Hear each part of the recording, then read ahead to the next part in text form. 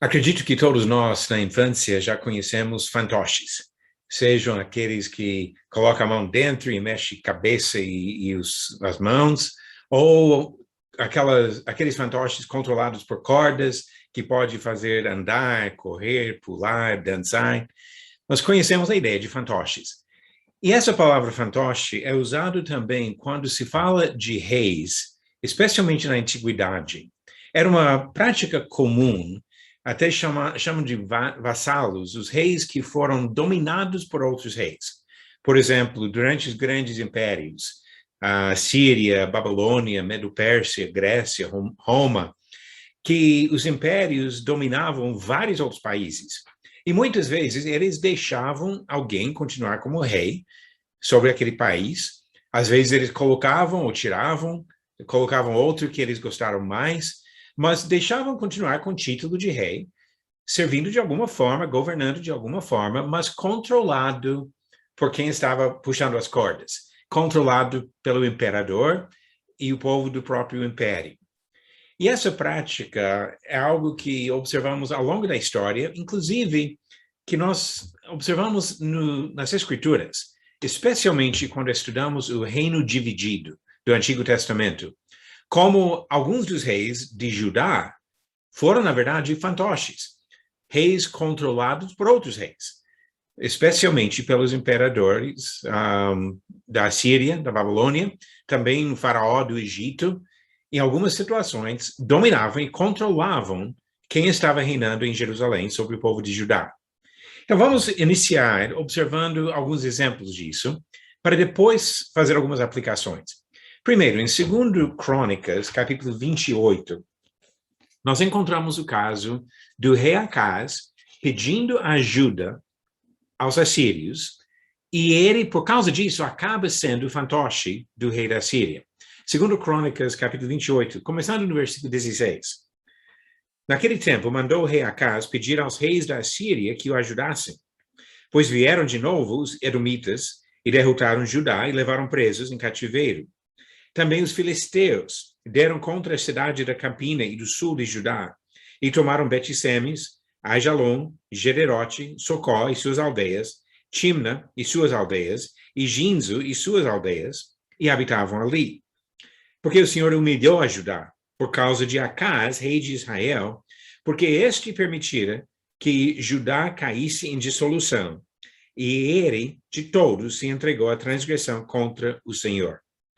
Veio a ele Tiglat-Pileser, rei da Síria, porém o pôs aperto, em vez de fortalecê-lo, porque Acaz tomou despojos da casa do Senhor, da casa do rei e da dos príncipes, e os deu ao rei da Síria, porém isso não o ajudou. Então, nesse caso, Tiglat-Pileser, o rei da Síria, domina sobre Acaz, e Acaz acaba pagando tributo para ele, porque ele realmente foi subjugado por esse outro rei. Em 2 Reis, capítulo 23, encontramos um segundo exemplo da mesma prática. 2 Reis, capítulo 23, isso logo depois da morte de Josias, que morreu numa batalha contra Faraó do Egito. Um dos filhos dele reinou por pouco tempo, apenas 3 meses em Jerusalém. E Faraó passou por lá e tirou esse filho e colocou outro filho de Josias como rei. Versículo 34 de 2 Reis 23, Faraó Neco também constituiu rei a Eliaquim, filho de Josias, em lugar de Josias, seu pai. E lhe mudou o nome para Joaquim, porém levou consigo para o Egito a Jeoacás, que ali morreu. Joaquim deu aquela prata e aquele ouro a Faraó, porém estabeleceu imposto sobre a terra para dar esse dinheiro segundo o mandado de Faraó. Do povo da terra exigiu prata e ouro, de cada um segundo a sua avaliação, para o dar a Faraó Neco. Então, nesse caso, Faraó Neco escolheu o rei. Qual dos filhos de Josias? Ele ainda colocou alguém da linhagem, dando uma certa legitimidade a esse reinado, mas ele escolheu, ele colocou, tirou outro, levou para o Egito e deixou este agora dominado por ele. Mas isso durou só por alguns anos, porque o que estava acontecendo na época foi um conflito entre o Egito e a Babilônia. A Babilônia que estava expandindo, tomando controle de mais e mais território, até que chegou a Judá.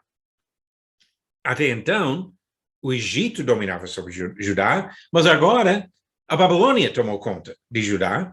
E no capítulo 24, o versículo 1, diz, nos dias de Joaquim, subiu Nabucodonosor, rei da Babilônia, contra ele, e ele por 3 anos ficou seu servo.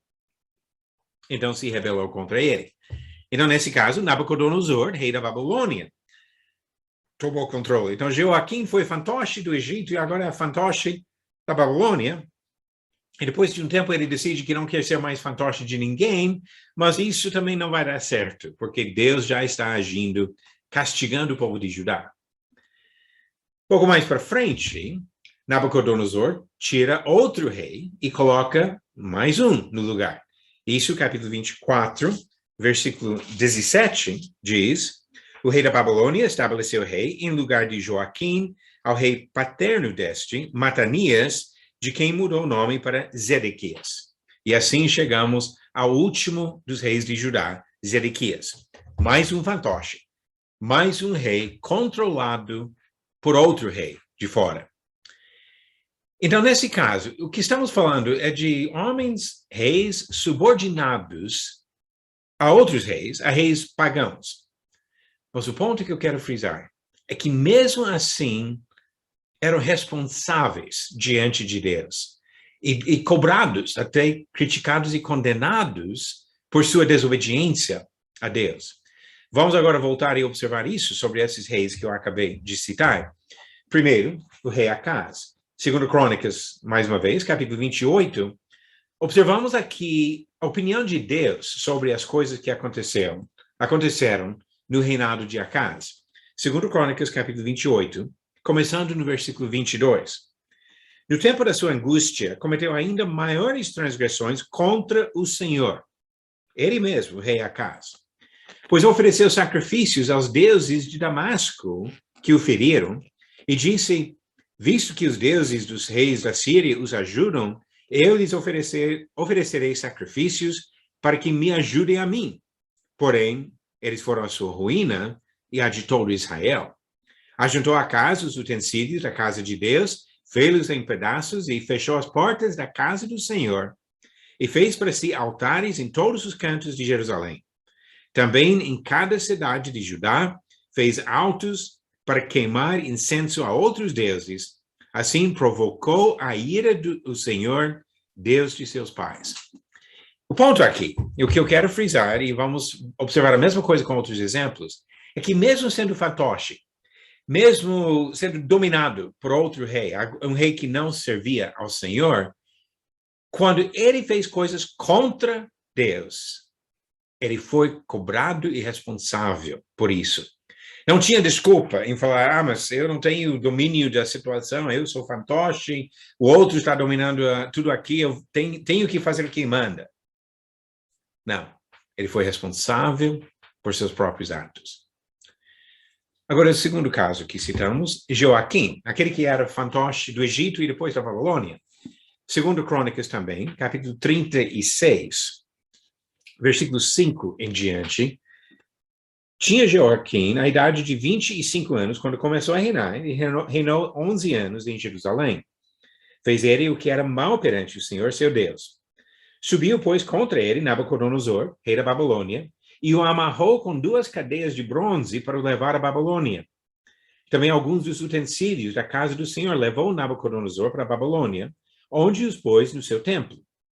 Quanto aos mais atos de Joaquim e as abominações que cometeu, e ao mais que se achou nele, eis que estão escritos no livro da história dos reis de Israel e de Judá. E Joaquim, seu filho, reinou em seu lugar. Então, as abominações que ele cometeu, os mais atos dele. Agora, vamos saber um pouco mais sobre isso, olhando para Jeremias. Jeremias era profeta durante os reinados dos últimos reis de Judá. E até além disso, ele continuou ativo.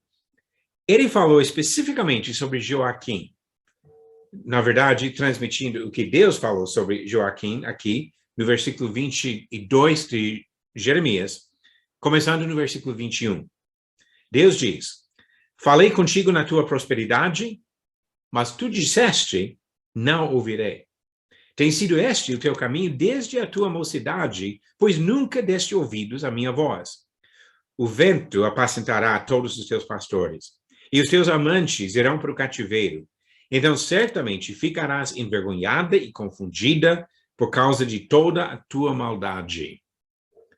Castigo, porque Joaquim era responsável por seus próprios atos, por sua conduta, mesmo sendo fantoche dos egípcios e dos babilônios depois. E o terceiro exemplo que eu citei, Zedequias. No mesmo capítulo aqui, 36, desculpa, voltando para 2 Crônicas 36, nós observamos o comentário feito sobre Zedequias. 2 Crônicas, capítulo 36, começando no versículo 11, tinha Zedequias a idade de 21 anos, quando começou a reinar, e reinou 11 anos em Jerusalém. Fez o que era mal perante o Senhor, seu Deus, e não se humilhou perante o profeta Jeremias, que falava da parte do Senhor. Rebelou-se também contra o rei Nabucodonosor, que o tinha juramentado por Deus, mas endureceu a sua cerviz e tanto se obstinou no seu coração que não voltou ao Senhor, Deus de Israel.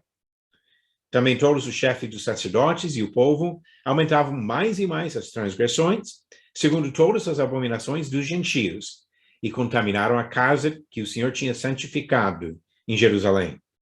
O Senhor, Deus de seus pais, começando de madrugada, falou-lhes por intermédio dos seus mensageiros, porque se compadecera do seu povo e da sua própria morada.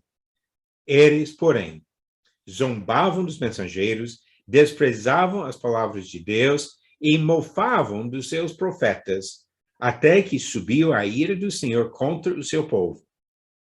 E não houve remédio algum.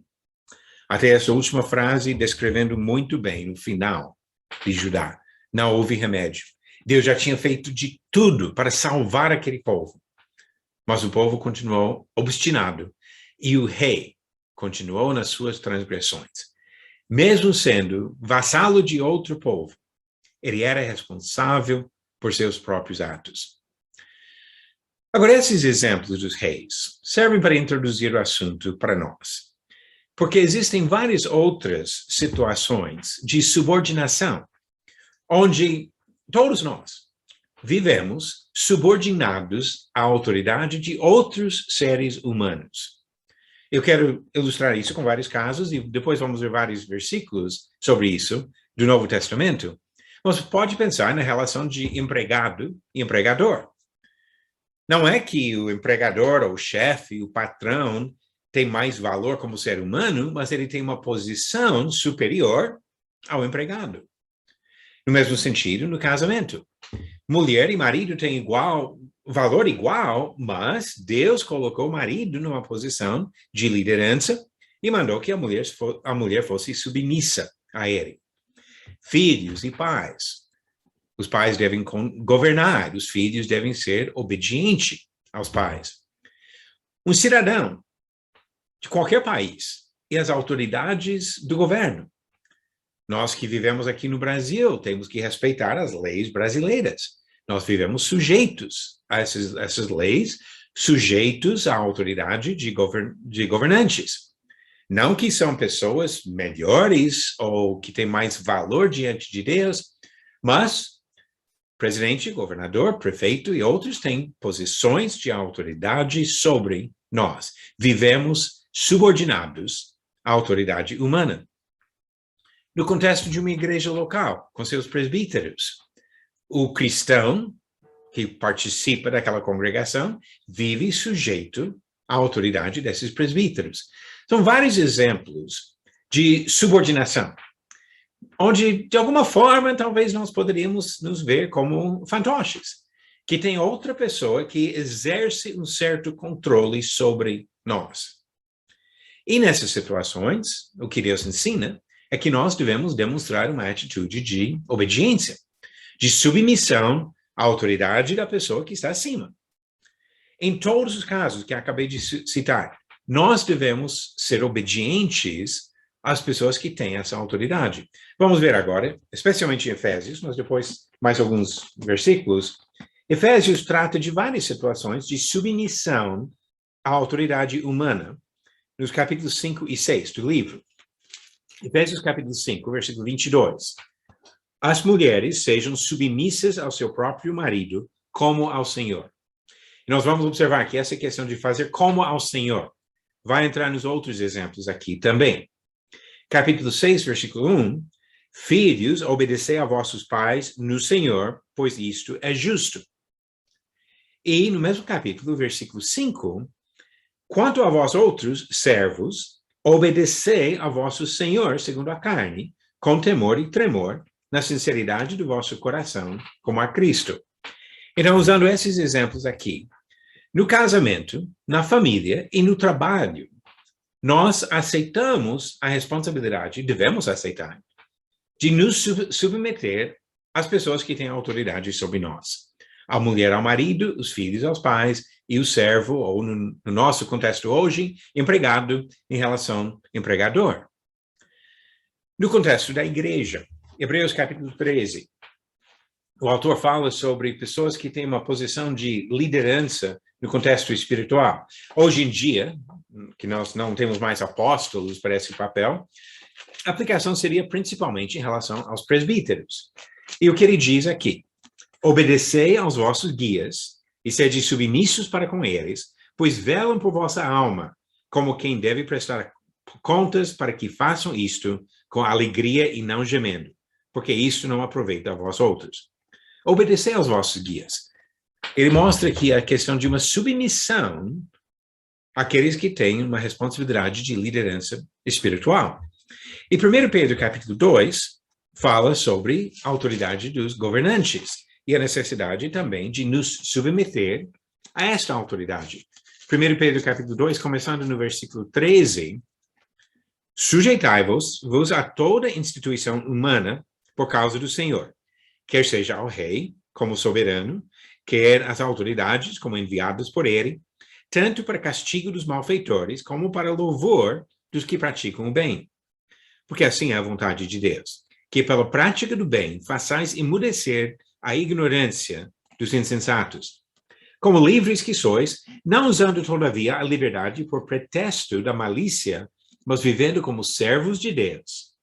Tratai todos com honra, amai os irmãos, temei a Deus, honrai o rei. Ou seja, ele mostra em todos esses casos que nós devemos aceitar a autoridade humana sobre nós e devemos ser submissos a essas autoridades. Mas o ponto que eu frisei, olhando para aqueles reis fantoches, é que mesmo fantoches, quando eles pecaram contra Deus, eles foram responsáveis. Deus não disse, não, tudo bem, Nabucodonosor mandou, então você não tinha escolha. Ou Faraó mandou, ou Tiglat-Pileser mandou, e você não tinha opção. Em todos os casos, esses homens foram responsáveis por seus próprios atos. E no mesmo sentido, em todos os relacionamentos que eu acabei de descrever, a mulher em relação ao marido, filhos em relação aos pais, funcionário em relação ao chefe, pessoas na igreja em relação aos presbíteros, cidadãos em relação ao governo, em todos esses casos, o subordinado ainda é responsável por seus próprios atos. Deve obedecer, deve fazer o que o outro mandar. Se isso não exigir pecado. Mas se a pessoa que exerce a autoridade exigir alguma coisa contra a palavra de Deus, algo que seria pecado, o subordinado deve recusar. Pense novamente em alguns exemplos bíblicos muito conhecidos. José era escravo no Egito. A mulher de Potifar insistia que ele fizesse uma coisa contra a vontade de Deus e ele simplesmente recusou. Sofreu consequências, foi preso, mas ele recusou obedecer àquela mulher. Daniel e os outros 3 jovens levados ao cativeiro na Babilônia, preparados para posições importantes, mas Daniel disse, eu não vou comer essa comida, porque de alguma forma violava os princípios que ele entendia da lei. Os outros 3, nós não vamos adorar esta imagem, porque isso violava um princípio da lei de Deus, mesmo se fossem mortos. E foi essa a intenção quando foram jogados naquele forno. A ideia de desrespeito para com a autoridade não foi que eles queriam desobedecer ao rei, mas eles queriam obedecer a Deus e entendiam que ele tem autoridade sobre o rei. Observamos no ensinamento dos apóstolos, em Atos capítulo 5, o exemplo deles quando foram ameaçados pelos líderes lá em Jerusalém, que falaram no versículo 29 de Atos 5, antes importa obedecer a Deus do que aos homens. E nesse sentido, se o homem pedir para sua mulher ou seu filho mentir para cobrir alguma coisa, para esconder alguma coisa, não pode. Pode ficar quieto, pode dizer que eu não posso responder, vai ter que conversar com ele, mas mentir não pode, porque isso seria pecado contra Deus. Da mesma forma, se alguém numa posição de autoridade incentivar imoralidade, não pode. Se o chefe no serviço pede para mentir para conseguir uma venda, não pode. Se o próprio governo exigir algo que vai diretamente contra a palavra de Deus, que seria pecado, não pode. Precisa recusar. Se os presbíteros na igreja, de alguma forma, incentivar um irmão a pecar, não pode. Eles têm uma certa autoridade, mas a autoridade deles é limitada, porque o supremo pastor é quem manda. E a casa é do Senhor. E Deus deve ser respeitado nisso. Agora pense comigo em algumas implicações práticas sobre isso.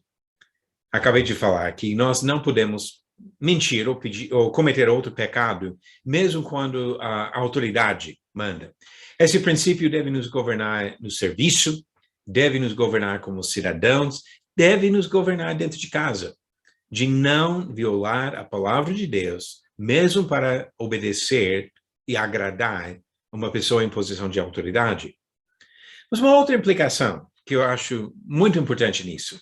Observamos no caso dos reis fantoches que eles foram cobrados por não cumprir sua responsabilidade de conduzir o povo na obediência ao Senhor. Agora pense numa outra aplicação da mesma ideia. Especificamente, eu quero falar com os pais. Pais têm a responsabilidade dada por Deus de educar seus filhos. Esse princípio é ensinado no Antigo e no Novo Testamento. Acabamos de ver Efésios capítulo 6, versículo 1. Poucos versículos depois ele fala da responsabilidade dos pais de educar os filhos. Deus deu para os pais esta responsabilidade.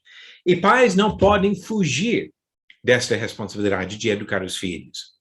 Mesmo quando o Estado tenta dominar e doutrinar.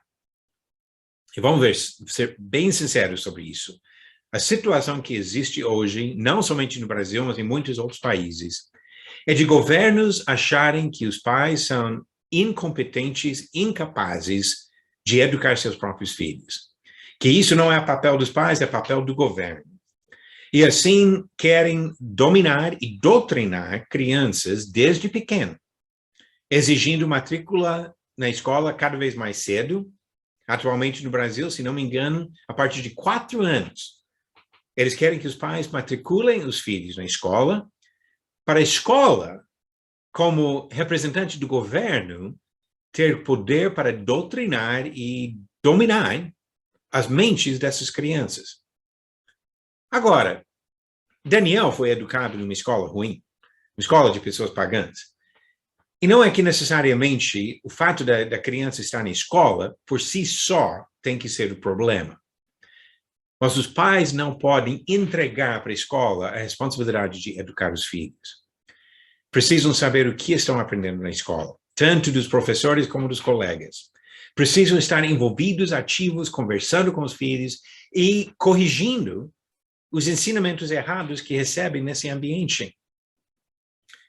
E qualquer pai atento deve saber que tem bastante coisa errada ensinada nas escolas hoje. Durante a pandemia, por causa da Covid-19, muitos jovens, crianças têm ficado em casa, onde são obrigados a assistir a aulas de vídeo, por exemplo, para acompanhar alguma educação da escola. Pais têm nisso uma excelente oportunidade de saber melhor o tipo de conteúdo que passa na sala de aula quando não estão presentes. Porque enquanto o filho está assistindo ao vídeo, o pai pode também ouvir, também pode assistir. E pode ouvir, como eu tenho ouvido, acompanhando algumas dessas aulas, no caso de um neto, que eu tenho observado as coisas que ensinam, engrandecendo paganismo. Uma aula que eu ouvi, falaram sobre uma deusa romana, e como ela era uma figura forte para ser admirada, e não falando que era uma mitologia furada. Eu não tenho nada contra alguém ensinar alguma coisa sobre a mitologia grega ou romana, mas vamos entender o que era. Mitos inventados por homens que não têm nada a ver com a verdade de Deus. E assim, não dá para engrandecer e admirar e usar como se fosse um bom exemplo, até talvez alguém para ser honrado e adorado. O ensinamento sobre a evolução. Desde pequeno, sugerindo para as crianças que Deus não criou o mundo, que não existe Criador, que tudo aconteceu por acaso. E as crianças doutrinadas, e eu estou usando a palavra de propósito, porque o ensinamento da evolução é uma religião. É uma religião que envolve doutrinação de crianças desde pequeno nas escolas. Agora, novamente, eu quero que meus filhos e netos entendam a teoria, a doutrina da evolução, para poder refutar. E eu não tenho nada contra alguém apresentar essa teoria na sala de aula, mas eu quero saber e eu quero poder refutar isso no ensinamento daquele jovem, para mostrar, oh, ótimo, é isso que eles ensinam? Vamos ver as falhas, vamos ver por que essa teoria não funciona. Vamos ver o que eles não estão mostrando e falando na sala de aula. Porque a responsabilidade da educação dos filhos é dos pais, não da escola, não do governo. Governo talvez pode ajudar em algumas coisas, em muitas coisas pode atrapalhar, mas os pais que têm a responsabilidade de educar e não podem fugir disso dizendo, olha, a autoridade disse outra coisa. Deus, a autoridade máxima. E ele não tirou dos pais esta responsabilidade. Pais que simplesmente mandam o filho para a escola, que não sabem quase nada do que está acontecendo, não acompanham, não educam, não refutam ensinamentos errados, estão falhando na sua responsabilidade. Não temos desculpa de dizer que somos fantoches, que eles têm domínio. Deus deu para os pais a responsabilidade de educar os filhos. Ou seja, nós não somos fantoches sem juízo. Nós somos pessoas inteligentes, criadas à imagem de Deus. E nesta situação nós precisamos entender as responsabilidades que Deus deu para nós, os papéis que nós devemos cumprir. E assim, muito mais do que obediência aos pais, ao marido, ao patrão, aos presbíteros, aos governantes, nós devemos obediência a Deus. E assim, em primeiro lugar e sempre, a vontade de Deus deve nos governar. Devemos buscar em primeiro lugar o que Ele diz. Nós temos a responsabilidade de agir conforme a vontade de Deus e de ser fiéis a Ele em todas as responsabilidades que Ele passou para nós.